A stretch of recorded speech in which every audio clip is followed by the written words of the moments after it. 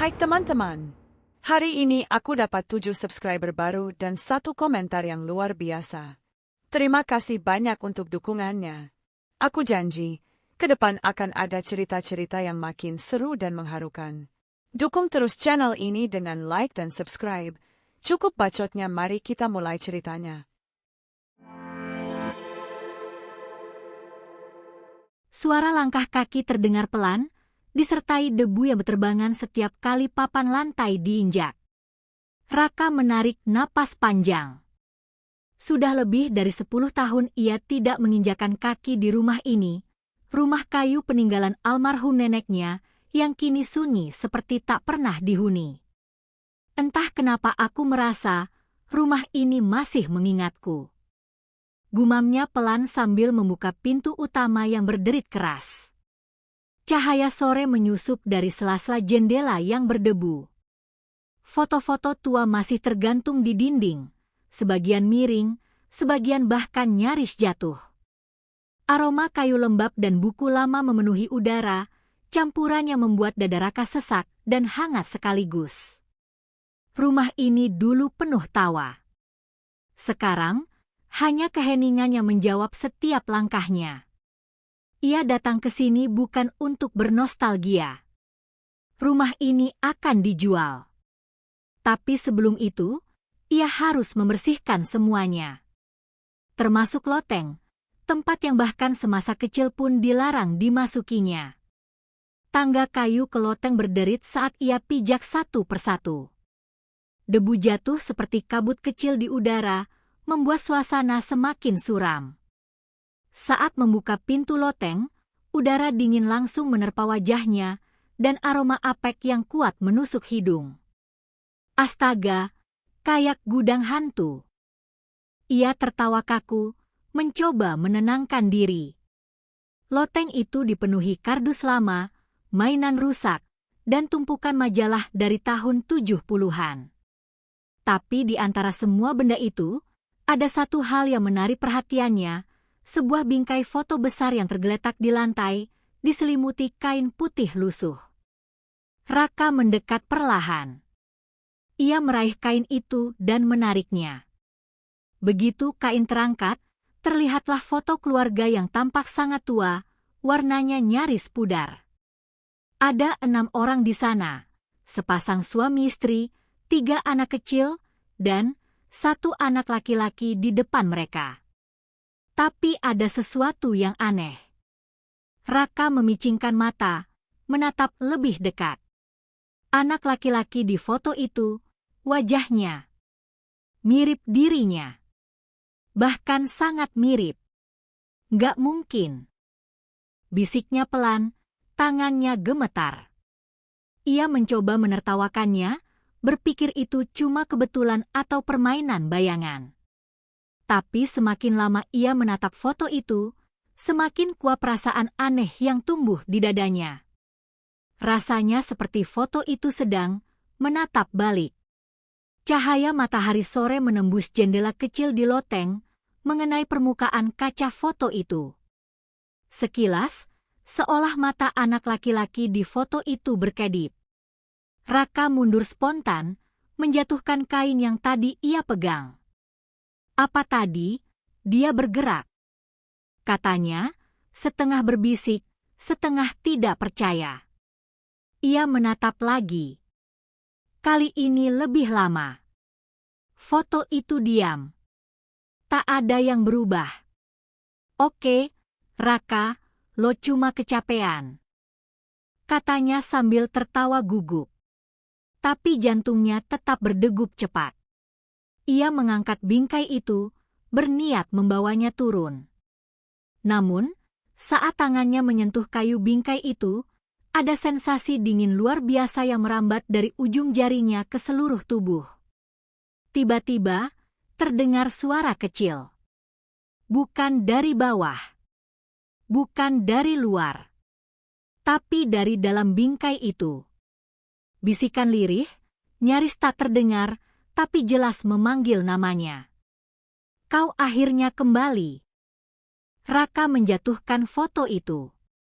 Suaranya membentur lantai keras, menimbulkan gema menakutkan di seluruh loteng. Kaca bingkai retak, namun anehnya, foto di dalamnya tidak rusak sama sekali. Ia menatapnya dengan napas memburu. Retakan kaca itu seperti membentuk pola. Pola menyerupai senyum di wajah anak laki-laki di foto. Angin tiba-tiba berhembus dari jendela yang tadi tertutup rapat. Pintu loteng bergetar, berderit sendiri, dan kain putih yang tadi menutupi foto melayang pelan ke udara, seolah menari. Raka mundur perlahan, matanya terpaku pada foto itu. Ia ingin lari, tapi sesuatu dalam dirinya menahannya. Perasaan aneh, seperti foto itu sedang memanggilnya untuk mendekat lagi. "Apa yang kamu sembunyikan, Huh?" Katanya lirih, menatap foto itu dari kejauhan. "Siapa kamu sebenarnya?" Saat itulah, sesuatu di foto berubah. Wajah-wajah orang dewasa di belakang anak laki-laki itu tampak kabur, sementara anak itu jadi semakin jelas. Dan kali ini, tak ada keraguan, anak itu benar-benar bergerak. Kepalanya perlahan menoleh, menatap langsung ke arah Raka. Suara jantung Raka berdentum begitu keras hingga hampir menutupi semua suara di ruangan. Ia memutar badan dan berlari keluar dari loteng, menutup pintu keras-keras di belakangnya. Di bawah, ia bersandar di dinding, mencoba mengatur napas. Itu pasti cuma imajinasiku, cuma bayangan, cuma. Tiba-tiba, dari balik pintu loteng terdengar ketukan 3 kali. Tok, tok, tok. Raka menatap ke atas dengan wajah pucat. Tidak ada siapapun di rumah. Dan suara itu berhenti sesaat. Tapi kemudian, bisikan itu terdengar lagi, kali ini lebih jelas.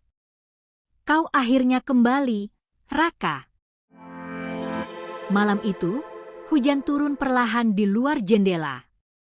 Rumah tua itu berderit pelan setiap kali angin bertiup, seperti sedang bernafas. Raka duduk di ruang tamu dengan secangkir kopi yang sudah dingin. Ia belum bisa menghapus bayangan dari loteng sore tadi. Foto itu. Anak kecil di dalamnya benar-benar mirip dirinya. Dan suara yang memanggil namanya terdengar nyata. Mungkin cuma halusinasi. Katanya lirih, mencoba menenangkan diri. Nggak ada yang aneh. Nggak ada. Tapi kata-kata itu terasa kosong. Karena di meja di depannya, foto itu kini ada di sana. Raka yakin ia meninggalkan foto itu di loteng. Tapi entah bagaimana, foto itu kini berdiri tegak di atas meja ruang tamu. Retakannya masih sama. Namun kali ini, kaca bingkainya tampak bersih, seperti baru dipoles seseorang. Ia menatapnya dari jauh. Tak berani mendekat. Namun pandangan matanya seperti ditarik paksa. Semakin lama ia menatap, semakin terasa dingin di sekitar. Hujan di luar mendadak berhenti. Dan dalam diam itu, ada sesuatu yang bergerak. Perlahan, di dalam foto. Anak kecil di foto itu, kini tersenyum. Raka mundur 1 langkah. Dadanya naik turun cepat, napasnya berat. Ia memejamkan mata sejenak, berharap semua itu hanya ilusi. Tapi ketika ia membuka matanya lagi, foto itu berubah. Latar belakang yang sebelumnya ruang tamu kuno, kini terlihat seperti halaman rumah yang terbakar. Asap tipis terlihat di tepi bingkai, seperti hidup. Apa-apaan ini? Raka berbisik. Kenapa fotonya berubah? Tiba-tiba lampu rumah berkedip, lalu mati. Gelap. Hanya cahaya kilat sesekali yang menyinari ruangan. Dan di setiap kilatan petir itu, bayangan kecil muncul sebentar di dekat meja. Seperti anak kecil sedang berdiri di sana, diam, menatap Raka. "Siapa di sana?" teriaknya. Tidak ada jawaban. Raka menyalakan senter dari ponselnya. Cahaya bergetar di tangannya yang gemetar. Ia arahkan ke meja, foto itu sudah tidak ada. Ia menoleh ke lantai. Dan di sanalah foto itu tergeletak dengan kaca pecah sepenuhnya. Namun yang membuat darahnya membeku bukanlah pecahan kaca itu, tapi fakta bahwa sekarang hanya ada satu orang di foto. Anak kecil itu. Semua wajah lain di foto lenyap, meninggalkan siluet hitam samar. Beberapa jam kemudian, Raka akhirnya bisa tidur, atau setidaknya mencoba. Tapi tidurnya tidak tenang. Dalam mimpinya, ia berdiri di depan rumah yang sama, tapi tampak seperti versi lain dari rumahnya, lebih tua, lebih gelap. Langit merah menyala, dan di depan pintu berdiri anak kecil dengan pakaian lusuh. Anak itu menatapnya tanpa ekspresi. Kemudian tersenyum dan berkata pelan, "Kau datang lagi, ya?" Raka terbangun dengan napas terengah. Peluh dingin menetes di dahinya. Ia segera menatap ke arah meja. Foto itu sudah kembali utuh. Dan kini, anak kecil itu tidak sendiri lagi. Ada bayangan hitam besar di belakangnya, bentuknya samar seperti sosok orang dewasa. "Cukup, aku harus tahu ini semua apa." Raka berdiri, mengambil foto itu, dan membaliknya.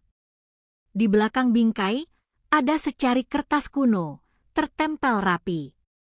Tulisan tangan di sana nyaris pudar, tapi masih bisa dibaca.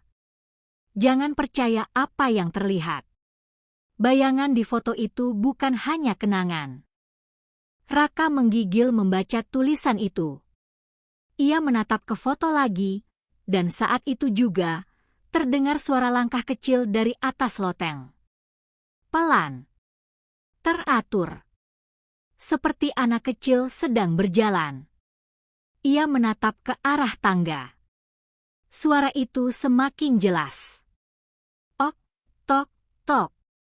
Dengan lampu senter di tangan, Raka naik perlahan. Setiap anak tangga berderit, seolah memperingatkan agar ia berhenti. Tapi rasa penasaran mengalahkan rasa takutnya. Begitu pintu loteng dibuka, udara dingin menyergap. Semua benda di sana tetap sama, kecuali satu hal. Ada jejak kaki kecil di lantai berdebu. Raka mengarahkan senter ke depan. Jejak itu berhenti tepat di bawah tempat foto itu pertama kali ditemukan. Dan di dinding di depannya, dengan tulisan arang hitam, terbaca satu kalimat. "Aku masih di sini." Lampu senter bergetar. Suara napasnya semakin berat. Lalu tiba-tiba, sesuatu berlari cepat di belakangnya. Raka menoleh spontan, dan untuk sepersekian detik ia melihat bayangan anak kecil itu berlari menembus dinding. Raka jatuh terduduk. Nafasnya tersengal.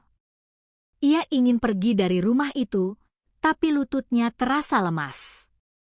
Dan di tengah keheningan itu, suara lembut kembali terdengar, kali ini dari arah yang sangat dekat, nyaris di telinganya. "Kau lihat aku, berarti kau ingat aku." Pagi itu, langit mendung berat.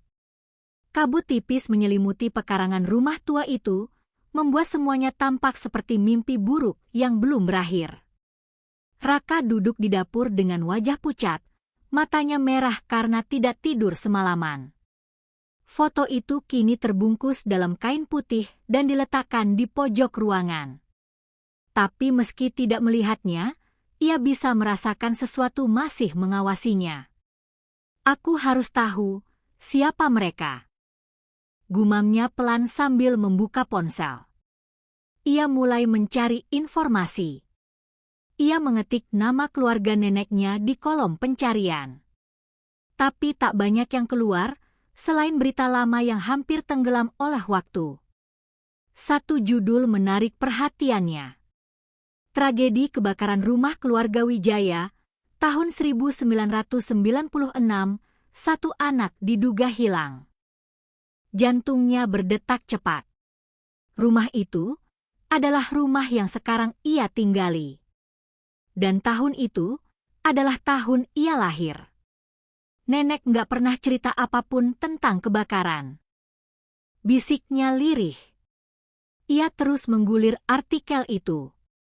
Tertulis, satu anak kecil selamat tapi tidak ditemukan identitasnya. Warga hanya tahu anak itu kemudian diambil dan diasuh oleh seorang wanita tua yang tinggal tak jauh dari lokasi. Nama wanita itu sama dengan nama neneknya. Raka mematung. Tangannya gemetar saat menatap layar. Jadi, pikiran itu membuatnya mual. Ia segera menatap ke arah foto yang masih dibungkus. Rasa takut bercampur penasaran membuatnya berdiri, melangkah pelan, lalu membuka kain putih itu lagi. Begitu kain terlepas, udara di ruangan terasa dingin. Foto itu kini lebih aneh dari sebelumnya. Latar belakangnya semakin kabur, tapi di bagian bawah foto muncul bayangan api, seperti rumah yang terbakar. Dan di pojok kanan bawah, muncul tulisan samar yang tidak pernah ada sebelumnya. Kau satu-satunya yang tersisa. Siang itu, Raka memutuskan keluar rumah. Ia berjalan ke rumah tetangga tua yang masih tinggal di dekat sana, Bu Lastri, wanita berumur 70-an yang dulu sering datang membantu neneknya. Pintu terbuka perlahan, dan wajah Bu Lastri muncul dengan ekspresi kaget bercampur takut. Raka, kamu yang di rumah itu sekarang? Iya, Bu. Saya cuma mau nanya sesuatu tentang foto lama di loteng. Foto? Suara Bu Lastri menurun, suaranya bergetar. Jangan bilang kamu udah lihat foto itu. Raka menelan ludah. Foto keluarga lama, Bu. Ada anak kecil mirip saya. Bu Lastri terdiam lama. Ia menatap Raka, matanya berkaca-kaca. Kamu nggak seharusnya buka loteng itu, Nak. Nenekmu dulu udah janji nggak bakal buka lagi. Foto itu dikunci, supaya dia nggak keluar. Dia siapa, Bu? Anak itu. Yang hilang di kebakaran. Raka mundur selangkah. Tapi anak itu saya, Bu. Saya yang di foto itu. Bukan, Nak. Bu Lastri menggenggam tangannya erat, air matanya menetes. Kamu cuma yang selamat. Keheningan menggantung. Raka menatap wanita itu, tidak percaya. Tapi matanya tahu Bu Lastri tidak sedang berbohong. Lalu, yang di foto itu siapa? Bu Lastri hanya berbisik pelan. Kembarannya. Raka berjalan pulang dengan langkah gontai. Di kepalanya, semua kenangan masa kecil terasa buram. Ia mencoba mengingat, tapi seolah ada dinding besar yang menutupi masa lalunya sebelum tinggal bersama nenek. Saat tiba di rumah, langit mulai gelap lagi. Ia menatap foto itu sekali lagi. Kini, dua anak kecil terlihat di dalamnya, bukan satu. Satu menatap ke arah kamera, satu lagi berdiri membelakangi. Dan keduanya mirip dirinya. Aku punya kembaran. Suara Raka hampir tak terdengar. Tiba-tiba, foto itu bergetar. Lalu, di dalamnya, api kembali muncul, tapi kali ini terdengar jelas suara tangisan anak kecil dari dalam bingkai. Raka menutup telinganya, tapi suara itu tetap terdengar, menggema di seluruh ruangan. Kenapa kamu tinggalin aku? Kita harusnya pergi bareng. Suara itu lirih, namun penuh emosi. Raka menangis tanpa sadar. Ia berlari ke dapur, meraih palu, lalu menghantam bingkai itu keras-keras. Kaca pecah. Namun di balik pecahan itu, ada kertas foto lain yang tersembunyi. Ia menariknya pelan. Kertas itu menunjukkan gambar yang sama, tapi di baliknya tertulis tulisan tangan halus. Maafkan nenek. Aku tak bisa menyelamatkan kalian berdua. Air mata Raka jatuh tanpa bisa ditahan. Kini semuanya mulai masuk akal. Foto itu bukan hanya kenangan. Itu adalah penjara bagi jiwa saudara kembarnya, anak yang tidak pernah keluar dari rumah yang terbakar itu. Malam itu, hujan deras mengguyur lagi. Petir sesekali menyambar langit, menyorot rumah tua yang kini terasa semakin mencekam. Raka duduk di lantai ruang tamu dengan foto yang kini tanpa kaca. Pecahan-pecahannya berserakan di sekelilingnya. Ia menatap gambar itu dalam-dalam. Dua anak kecil di dalamnya kini terlihat semakin jelas. Yang satu tersenyum lemah, yang satu menatap kosong ke arah kamera. Dan di belakang mereka, ada sosok wanita tua berdiri, wajahnya nyaris tidak terlihat. Nenek, bisik Raka. Apa yang sebenarnya terjadi waktu itu? Angin berhembus kencang dari jendela yang setengah terbuka, membuat tirai menari liar. Dan di antara desau angin itu, terdengar bunyi ketukan halus dari arah loteng. Oh, tok, tok. Suara itu pelan tapi konsisten, seperti panggilan. Raka berdiri, menggenggam senter, dan berjalan ke arah tangga. Setiap langkah terasa berat, seolah rumah itu tahu, ia hampir menemukan sesuatu yang seharusnya tidak ia ketahui. Di loteng, semuanya tampak sama, gelap, berdebu, dan diam. Namun kali ini, di bawah sinar senter, Raka melihat sesuatu yang belum pernah ia sadari sebelumnya. Salah satu papan kayu di dinding belakang tidak terpasang rapat, seolah bisa dilepaskan.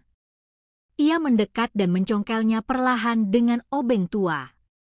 Di baliknya, ada ruang kecil, dan di dalam ruang itu, terselip sebuah kotak kayu yang sudah berlumut. Dengan jantung berdebar, Raka menariknya keluar dan membuka tutupnya. Di dalamnya ada tumpukan kertas surat, pita merah yang sudah kusam, dan sebuah medali anak kecil bertuliskan. Untuk Raka Ngriko, juara lomba bernyanyi TK Mawar. Raka terdiam. Tangannya bergetar saat membaca nama itu. Riko. Ia menatap surat-surat itu. Tulisan tangan di atas kertas masih rapi, meski tinta sudah pudar. Ia membuka surat pertama. Untuk cucuku yang mungkin membaca surat ini. Jika kau menemukan ini, berarti rahasia yang kusembunyikan sudah tidak lagi bisa kupendam. Kau bukan satu-satunya anak yang selamat malam itu. Raka berhenti membaca. Air matanya mengalir pelan tanpa ia sadari. Surat itu jatuh ke lantai, tapi tangannya segera meraih surat lain, ingin tahu seluruh kebenaran. Malam itu, api menyebar begitu cepat. Aku hanya bisa menyelamatkan satu dari kalian. Aku memilih yang kupikir masih bernyawa. Tapi setiap malam sejak itu, aku mendengar tangisan dari dalam foto keluarga di ruang tamu. Aku tahu, arwah saudaramu tidak pergi. Ia terjebak di dalam kenangan itu. Raka menjatuhkan surat dari tangannya. Napasnya sesak.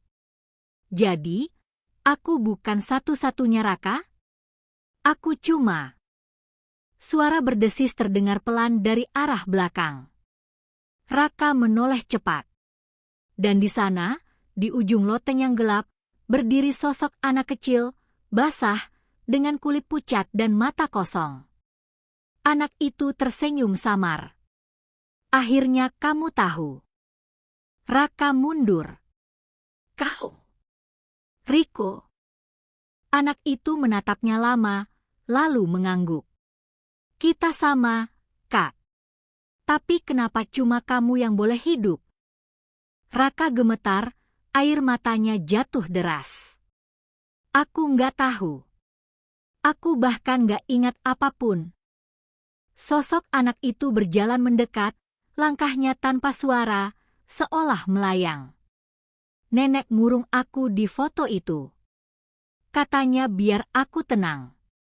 Tapi aku nggak tenang, aku sendirian. Cahaya senter Raka mulai redup. Ruangan semakin dingin. Suara angin berubah menjadi bisikan yang memenuhi seluruh loteng. Kau hidup dari kenangan yang bukan milikmu, Kak. Kau hidup karena aku mati. Raka terjatuh berlutut. Surat-surat di lantai berterbangan seperti ditiup angin dari dunia lain. Dan dari foto yang tergeletak di lantai, bayangan api muncul lagi, menelan gambar itu perlahan. Aku cuma mau kita bareng lagi. Suara Riko terdengar semakin dekat. Raka berteriak, mengambil foto itu dan berusaha membakarnya. Tapi seperti sebelumnya, api tidak menyentuhnya sama sekali. Sebaliknya, api itu justru menyebar ke sekeliling ruangan. Tiba-tiba, dari dalam foto muncul tangan kecil pucat yang mencoba keluar dari permukaannya, meraih Raka. Ia menatap tangan itu, ketakutan tapi juga penuh rasa bersalah. Kalau aku ikut kamu, apa semua ini akan selesai? Riko tersenyum. Iya, Kak. Rumah ini cuma butuh satu jiwa lagi. Headphone, musik semakin intens, suara bisikan bertumpuk. Kembali, kembali. Raka memejamkan mata. Ia memeluk foto itu erat-erat, menangis, dan berbisik pelan. Kalau itu bisa menenangkannya, aku rela. Cahaya kilat menyambar, lalu semuanya gelap. Suara api, tangisan, dan bisikan lenyap begitu saja. Beberapa detik kemudian, ruangan menjadi sunyi total. Foto itu kini tergeletak di lantai, utuh, tanpa retakan. Dan di dalamnya, dua anak kecil kini berdiri berdampingan, tersenyum menatap kamera. Rumah itu kini sunyi. Hujan sudah berhenti, tapi udara terasa sangat dingin, seolah semua kehangatan di dalamnya disedot keluar. Pintu-pintu berderit pelan, dan tirai berayun tanpa angin. Di tengah ruang tamu, foto tua itu tergeletak di lantai, namun kali ini, sesuatu berbeda. Permukaannya berdenyut pelan, seperti bernapas. Dan setiap kali permukaan itu bergetar, api samar muncul di dalam bingkai, menari seperti hidup. Raka terbangun di lantai, tubuhnya terasa berat. Ia menatap sekeliling, tapi ruangan tampak berbeda, lebih gelap, lebih kabur, seolah waktu berhenti. Ia mencoba berdiri, tapi lantai di bawahnya lembut seperti tanah basah. Lalu ia menyadari sesuatu. Ia berada di dalam foto itu. Langit di atasnya berwarna oranye kemerahan, seperti senja yang tak pernah berakhir. Rumah di belakangnya terbakar perlahan. Nyala api tak pernah padam, hanya terus bergoyang tanpa suara. Dan di depan rumah itu, berdiri seseorang. Anak kecil berwajah sama seperti dirinya. Riko. Kamu datang juga, Kak. Katanya dengan nada datar tapi matanya berkilau aneh. Sekarang kamu tahu rasanya, kan? Terjebak di tempat yang gak bisa kamu tinggalkan. Raka menatap sekeliling. Tidak ada jalan keluar. Hanya kabut, rumah terbakar, dan sosok Riko yang terus mendekat perlahan. Riko, aku minta maaf. Aku nggak tahu semua ini bakal terjadi. Kamu nggak tahu, tapi kamu lupa. Dan aku di sini, sendirian, menunggu kamu ingat. Suara Riko bergema seperti dari dua arah sekaligus. Di belakangnya, bayangan api mulai berubah bentuk, menjadi siluet nenek mereka berdiri di antara kobaran. Nenek cuma mau melindungi kalian. Suara itu lirih, lembut tapi menyayat. Tapi aku gagal. Sekarang kalian berdua terjebak. Raka menatap ke arah bayangan itu, air matanya jatuh. Tolong lepaskan dia. Lepaskan Riko. Tidak bisa, jawab suara itu, karena kalian adalah satu. Bayangan itu memudar, meninggalkan dua sosok kecil yang kini saling berhadapan di tengah kabut. Riko menatapnya, lalu mengulurkan tangan. Kalau kamu beneran mau menebus semuanya, kasih aku kehidupanmu. Raka menatap tangan itu lama. Sebuah pilihan yang tak masuk akal, tapi entah kenapa terasa benar. Kalau aku pergi, kamu bakal bebas? Riko tersenyum samar. Kita berdua bakal bebas. Cuma satu yang bisa kembali. Cahaya di sekitar mereka berubah. Api di rumah makin besar, tapi suaranya pelan seperti bisikan.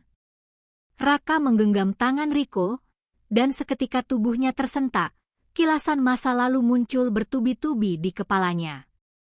Ia melihat semuanya. Malam kebakaran itu. Dua anak kecil terjebak di dalam kamar. Nenek mereka berlari, berusaha menyelamatkan satu. Tapi saat api semakin membesar, salah satu anak terseret reruntuhan. Suara tangis, jeritan, lalu hening. Aku ingat. Bisik Raka, suaranya serak. Kamu teriak minta tolong, tapi aku nggak sempat nolong. Iya, jawab Riko pelan. Dan sekarang kamu di sini. Kita sama lagi. Cahaya tiba-tiba menyilaukan, membutakan semuanya.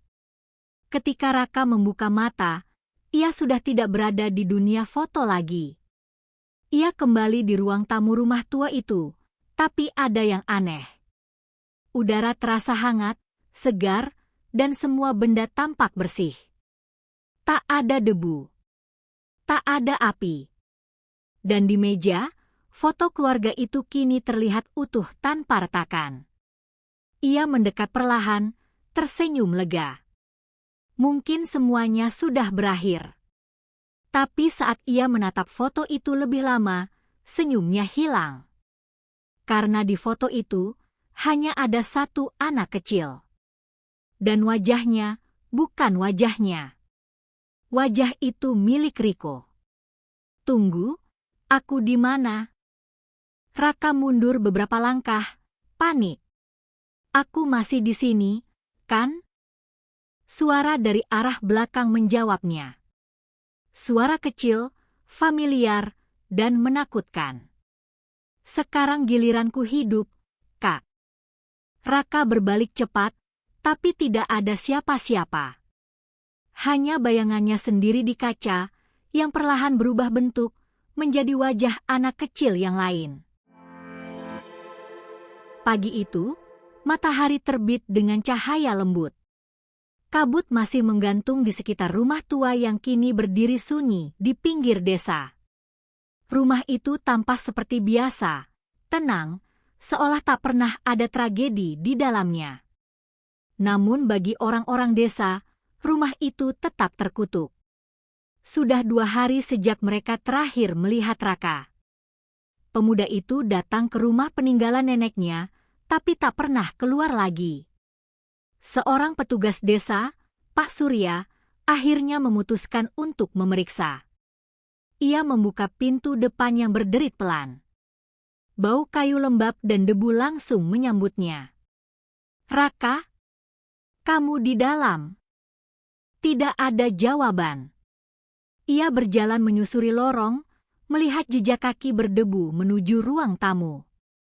Dan di sana, di atas meja kayu tua, ia melihat sesuatu yang langsung membuatnya merinding. Sebuah foto keluarga lama. Bersih. Tanpa retakan. Dan di dalamnya, Dua anak kecil berdiri berdampingan, tersenyum. Tapi senyum mereka terlalu nyata. Terlalu hidup. Pak Surya mendekat pelan. Ia menatap foto itu dari dekat, matanya menyipit. "Kayak berubah, ya?" bisiknya pelan. Ia tidak sadar bahwa di balik kaca foto itu, bola mata dua anak kecil itu perlahan bergerak mengikuti arah pandangnya. Sementara itu, dari arah loteng terdengar bunyi langkah kecil. Krak, krak, krak.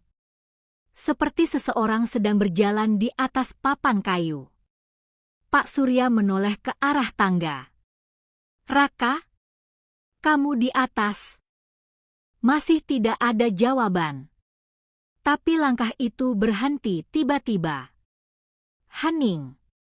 Lalu dari arah ruang tamu, terdengar suara anak kecil berbisik pelan. "Main sama aku, Om." Pak Surya langsung menoleh ke arah foto itu. Dan di sana, di balik kaca, salah satu anak kecilnya tidak ada lagi. Ia mundur panik. Astaga! Tiba-tiba, dari belakang, tangan kecil pucat menyentuh bahunya.